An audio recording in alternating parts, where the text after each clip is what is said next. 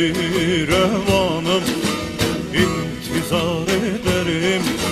Gelmedin dostum, hasretinden her gün sığıyor canım. Bir günde hak canım almadı dostum. Hüdey hüdey hüdey canan ya Ali.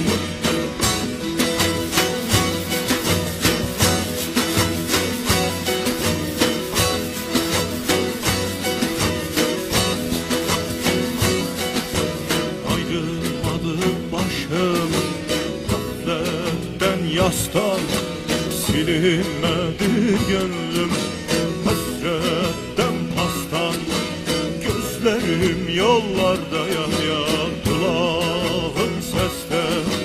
Bir yandan bir haber gelmedi dostum. Hüdey hüdey hüdey canan ya Ali.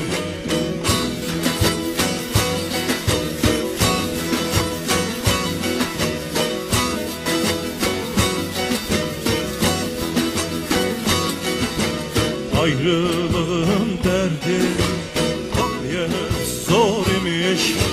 Seyran edidarın cümle nur imiş. Aşıkların kalbi gönlü birmiş. Sensiz üzülüm gönlüm gülmedi dostum. Hüdey hüdey hüdey canan ya Ali.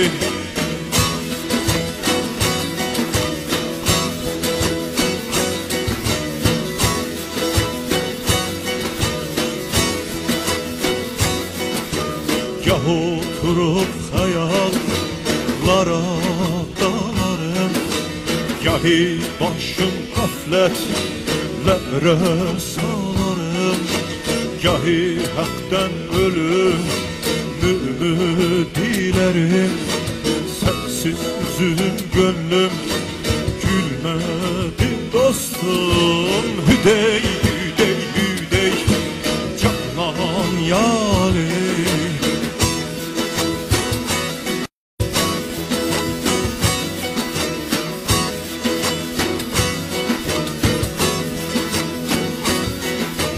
Fikrime düştükçe bağrım delinir, bağrım delinir. Tutu dilimlere derde salınır. Ne vakit derdime derman bulunur. Sordum ise kimse bilmedi dostum. Hüdey hüdey hüdey canan ya Ali.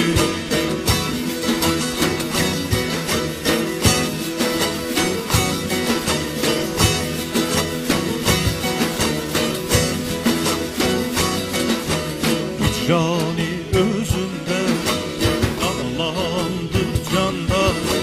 Dil mekanı dilde, kendisi kanda.